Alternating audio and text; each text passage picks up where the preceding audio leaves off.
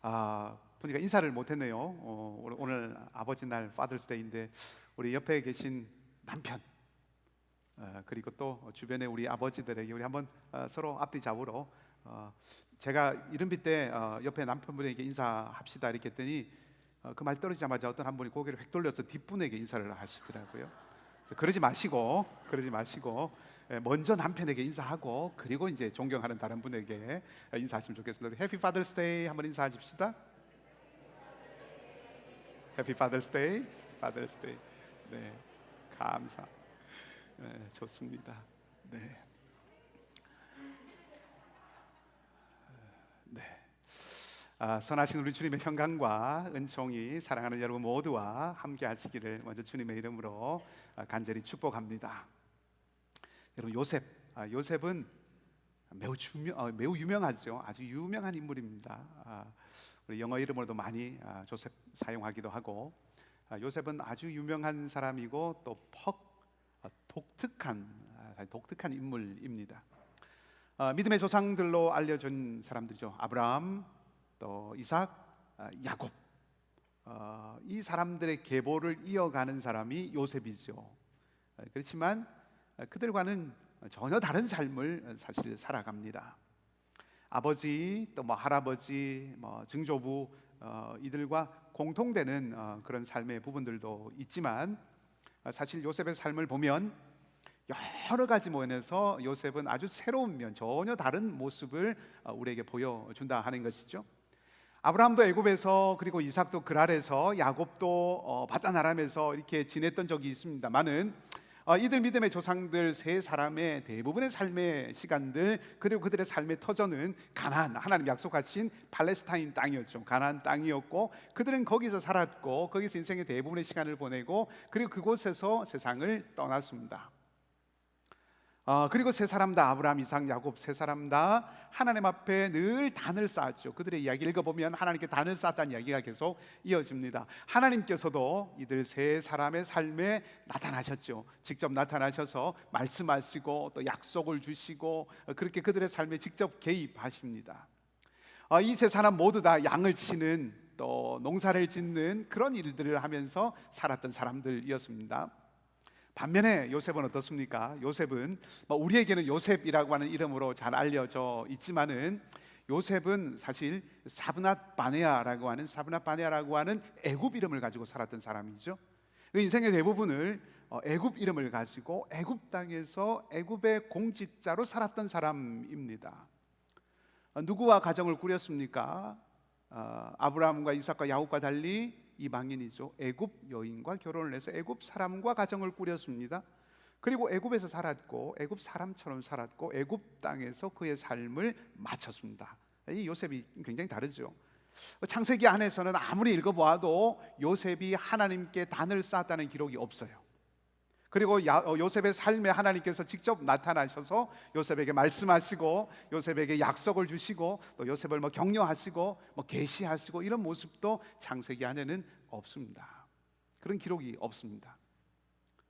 아버지 야곱 그리고 할아버지 이삭 아브라함이 다 양을 치고 농사를 짓고 살았다면 애굽은 어떻게 살았습니까? 애굽이 아니죠. 요셉은 어떻게 살았습니까? 요셉의 삶, 요셉의 조합이라고 할까? 요셉의 일은 행정과 통치, 이것이 그의 일이었습니다. 목축이 아니라 행정하고 다스리는 일, 그것이 요셉의 일이었습니다. 요셉이라고 하는 인물은 창세기 안에서 매우 중요한 인물이죠. 우리의 신앙에서도 굉장히 모범이 되는 아주 중요한 인물인 것은 틀림없습니다만은 그는 아브라함과 이삭과 야곱과는 전혀 다른 환경에서, 그렇죠, 전혀 다른 세상에서 전혀 다른 일을 하면서 전혀 다른 삶을 살았던 사람입니다. 그래서 앞에 세 사람과 매우 구별되는 사람입니다. 이렇게 좀 바꿔볼 수 있을 것 같아요. 새로운 세상, 새로운 시대, 그리고 그 안에서 살아가는 새로운 하나님의 사람의 모습을 요셉이 보여주고 있다는 것입니다. 요셉은 오랫동안 조상들이 아브라함, 이삭, 야곱 조상들이 살았던 그 땅이 아닌 곳에 살았죠. 새로운 언어, 낯선 언어를 사용하며 살았습니다. 그리고 자기 고유한 이름이 아니라 부여받은 타국의 언어로 되어 있는 이름을 가지고 살았고 다른 많은 민족들과 어울려 살아가는 삶이었습니다. 그게 요셉의 삶의 모습이었습니다. 오늘날 어떤 시대입니까? 오늘날 글로컬이라고 하죠. 글로벌하고 또 로컬, 이 두 가지가 구별 없이 잘 이렇게 연결되는 초연결 시대를 우리는 살아갑니다. 인공지능 시대라고 하는 그 이전에는 한 번도 경험해보지 못했던 완전히 새로운 시대, 전혀 낯선 시대, 그 새로운 시대를 살아가죠.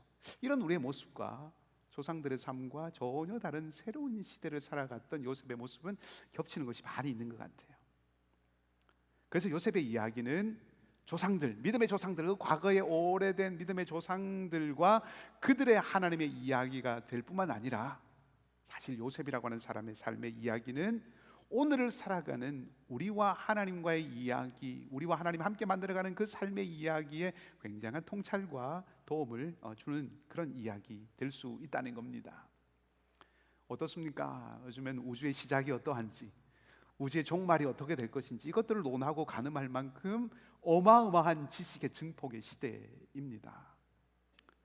다른 많은 것들, 예전에는 뭐 배경이라든지 가문이라든지 인종이라든지 출신이라든지 이런 것들이 영향을 미쳤다면, 오늘날에는 다른 것 아니죠. 무엇보다도 능력이 요구되고 능력이 강조되는 세계입니다.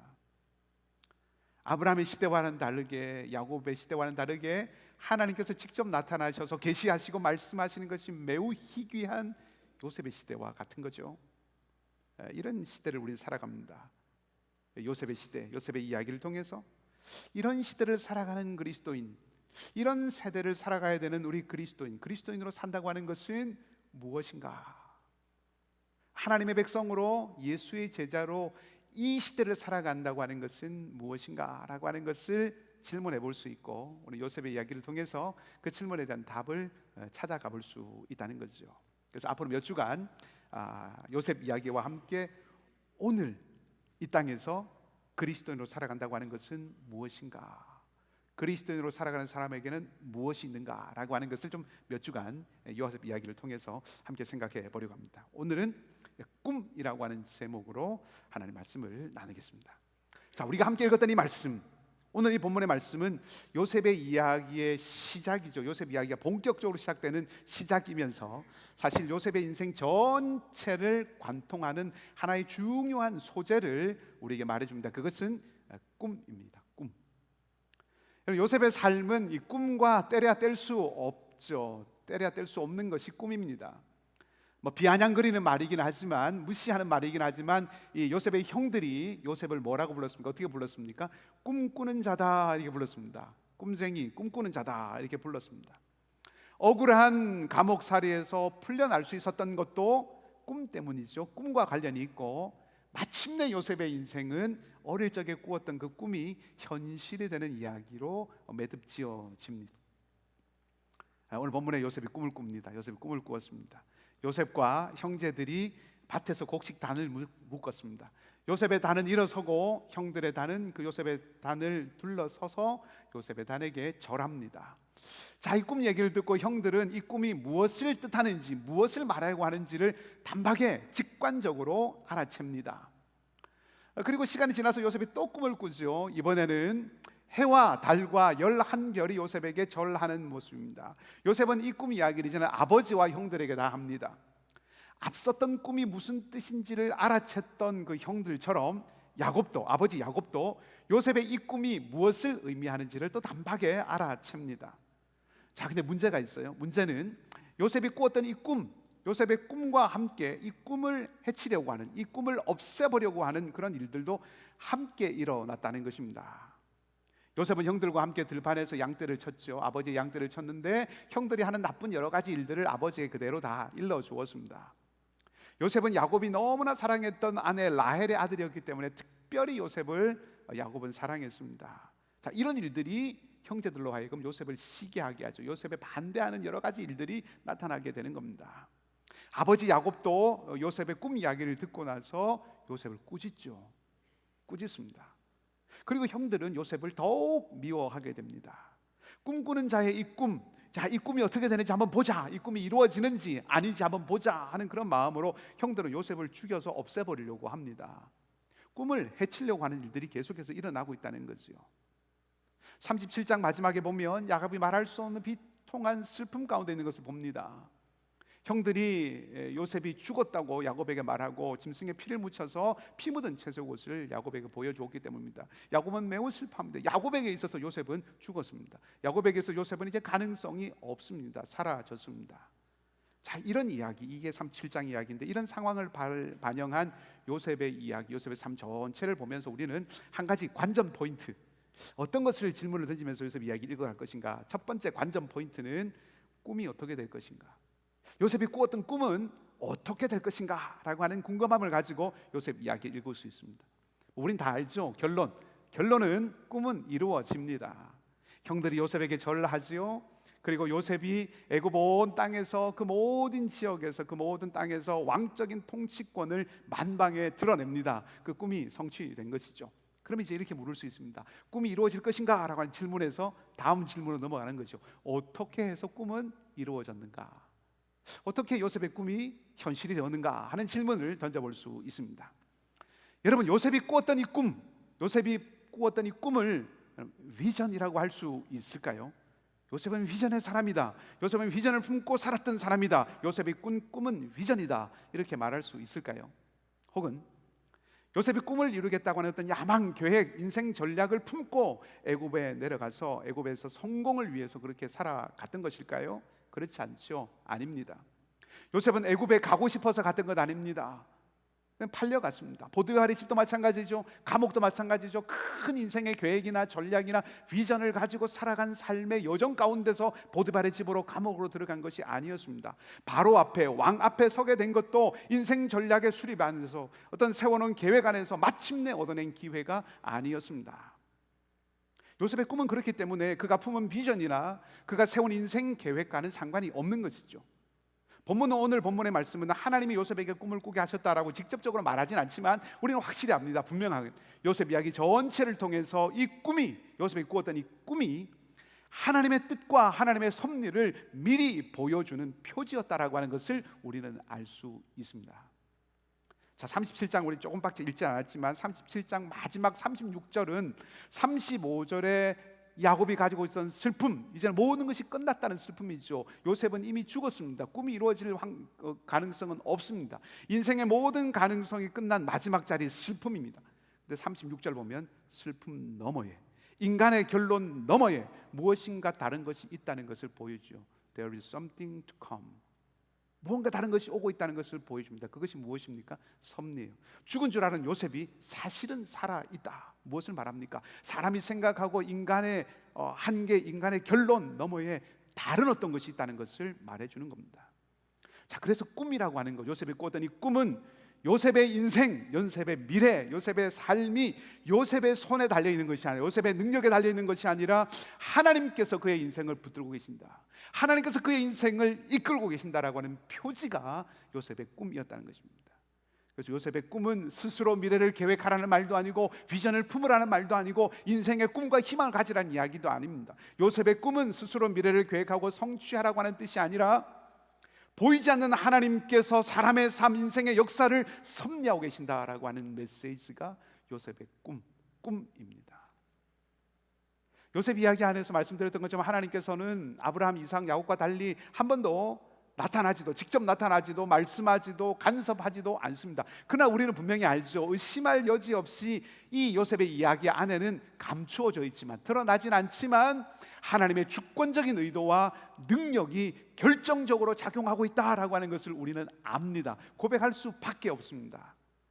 요셉의 꿈이라고 하는 것은, 요셉의 일생이라고 하는 것은 그래서 민족을 이루고 그 민족을 구원하고 그 민족을 통하여서 열방 세계 모든 사람들, 모든 백성들을 복주겠다고 하신 그 하나님의 뜻, 그 하나님의 뜻을 어떻게 이루어 가시는가라고 하는 것을 보여주는, 그것이 요셉과 요셉 이야기의 가장 중심되는 주제라고 하는 것이죠. 그런 측면에서 요셉이 꾸었던 이 꿈, 요셉의 꿈은 그 하나님의 뜻에, 그 하나님의 놀라운 뜻과 계획에 붙어있는 이름표와 같은 역할을 하는 것이라고 할 수 있습니다. 그래서 저는 이렇게 말씀드리고 싶어요. 요셉이 꿈을 꾸었지만 그 꿈의 주인은 요셉이 아니라 꿈의 주인은 하나님이십니다. 그 꿈은 하나님께서 보호하시고, 요셉이 지켜낸 것이 아니라 하나님께서 그 꿈을 보호하시고 그 꿈꾼 자를 지켜주시고 그 꿈을 꿈꾼 자를 통해서 하나님께서 성취하고 이루어 가셨다 하는 것이죠. 월드컵 기간입니다. 광고했던 것처럼 수요일에 우리 남아공과 마지막 경기를 조별 예선 경기를 치르는데, 이 마지막 경기에 따라서 경기 결과에 따라서 우리 한국팀이 월드컵에 더 머물 수 있을지 없을지가 결정이 됐어요. 제가 보니까 늘 언제나 그렇듯이 한국팀에게는 한 가지 굉장한 능력이 있어요. 그거 뭐냐 하면 끝까지 모든 사람의 긴장을 풀지 못하도록 또 기대를, 소망을 최대치로 끌어올리는 그런 능력이 해마다 있었던 것 같아요. 근데 이런 경기를 보다 보면 뭐 축구든 뭐 야구, 뭐 축구든 농구든 이런 팀 경기를 보다 보면, 축구 얘기를 해보십시다. 손흥민이나 메시나 뭐 이런 여러 이런 선수들은 사실 공을 가지고 있느냐 혹은 공을 가지고 있지 않느냐, 이거 상관없이 상대 팀에게 영향을 굉장히 미칩니다. 막대한 영향을 미치죠. 뛰어난 공격수가 움직이면서 앞으로 이렇게 간다든지 뒤로 간다든지 하면 어떤 일이 일어날지 모르는 거예요. 그렇기 때문에 상대 수비수들은 그 선수를 의식하면서 함께 움직일 수밖에 없습니다. 공을 가지고 있든지 가지고 있지 않든지 상관이 없습니다. 그 선수가 직접 골을 넣지 않는다 하더라도 수비수들을 끌어당기죠. 수비수들을 움직이게 합니다. 경기의 지형도를 바꿉니다. 선수들이 움직일 수 있는, 그래서 공간을 만들어내죠. 눈에 잘 띄지는 않지만 경기 전체에 영향을 미치게 되는 것입니다. 이것을 스포츠 중력 효과라고 하는 그런 말로 표현한 것을 제가 읽은 적이 있습니다. 중력이 뭡니까? 그래비티. 중력은 보이진 않지만, 눈에 보이지 않습니다. 그렇지만 이 세상에 실제로 존재하는 가장 근원적인 힘이 중력이죠. 이 세상의 이 중력의 법칙을 거스르는 것은 아무것도 없습니다. 과학이나 스포츠의 영역에만 해당되는 것 아닐 것입니다. 우리의 인생 여정에도, 우리의 신앙 여정에도, 우리의 삶에도 보이지 않지만 결정적이고 주도적인 역할을 하는 것이 있다는 것이죠. 그게 무엇입니까? 섭리입니다. 하나님의 섭리, 하나님의 손길입니다. 하나님의 일하심이라고 할 수 있습니다. 물론 하나님의 섭리는 이 한 선수의 영향력과 비교할 수 없습니다. 선수는 실수할 수도 있고 실패할 수도 있지만 하나님의 섭리, 하나님의 계획, 하나님의 손길은 실패하지 않기 때문에 그렇죠. 제가 말씀드리고 싶은 것은 이것입니다. 눈에 보이지 않는다고 해서 존재하지 않는 것 아니라는 것입니다. 드러나지 않는 것이라고 해서 작용하지 않는 것 아니라는 것입니다. 요셉의 이야기 안에서 하나님은 족장들에게 하셨던 것처럼 나타나지도 않으시고 말씀하지도 않으시고 그리고 어떤 약속을 주시지도 않으셨습니다. 그렇다고 해서 하나님이 요셉의 시대부터는 계시지 않으셨다, 요셉의 시대부터는 일하지 않으셨다, 그렇게 말할 수 없는 것이지요. 오히려 창세기는 반복적으로 하나님과 요셉이 함께 하였다라고 전해줍니다. 드러나지 않으시지만, 보이지 않지만, 나타나지 않지만, 포착하기 쉽지 않지만 하나님께서 요셉과 요셉의 삶과 그 시대의 역사를 이끌고 계신다라고 하는 말이지요. 여러분, 요셉의 인생에서 극적인 장면 가운데 하나는, 인생 역전 장면 가운데 하나는 감옥에서 나와서 왕 바로 앞에 서는 것이죠. 창세기 41장에 가면 그 장면을 전해줍니다. 바로가 꿈을 꾸었죠. 어떤 꿈입니까? 7마리 아주 살찐 소, 그리고 파리한 소, 충실한 7 이삭, 마른 이삭 7, 이런 꿈들을 꾸게 됩니다. 바로는 그 꿈이 무엇을 뜻하는지, 어떤 의미를 가지고 있는지를 알지 못했습니다. 그래서 너무 궁금하기도 하고 답답해하게도 마침내는 걱정합니다. 염려합니다. 이 꿈이 무엇을 의미하는지 염려합니다.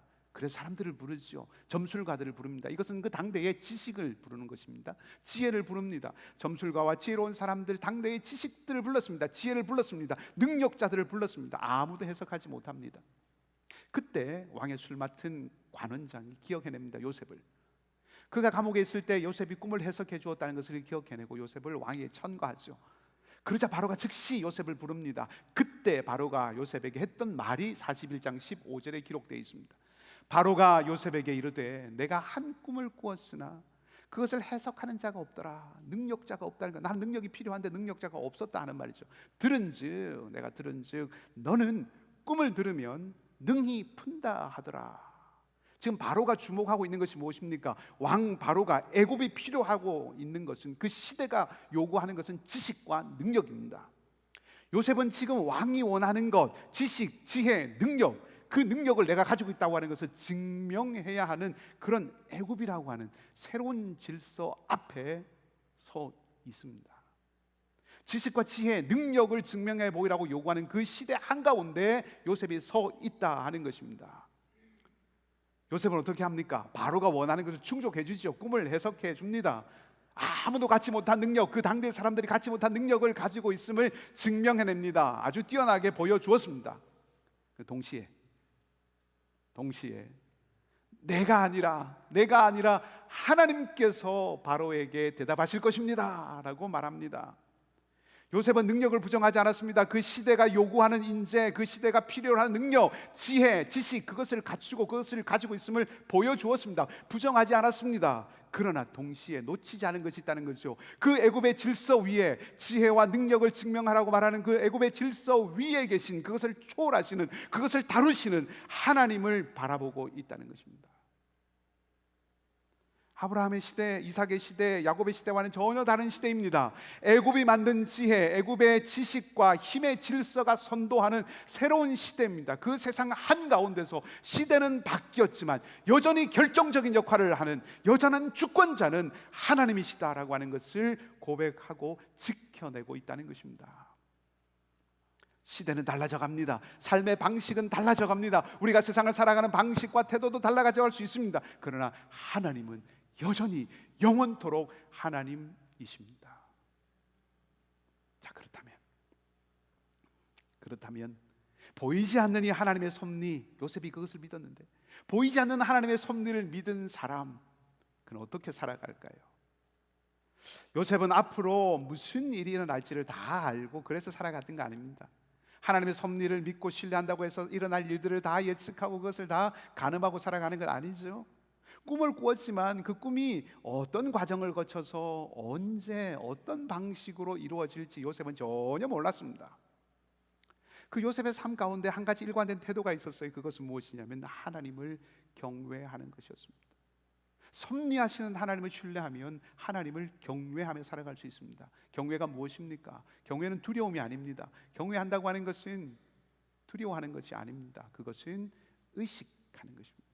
하나님의 존재를 의식하는 것입니다. 요셉은 보디발의 집에서도 그리고 감옥에서도 하나님을 의식하며 살았습니다. 그래서 종으로서 충실했던 것입니다. 하나님을 의식했기 때문에 그에게 맡겨진 일에 충성을 다했습니다.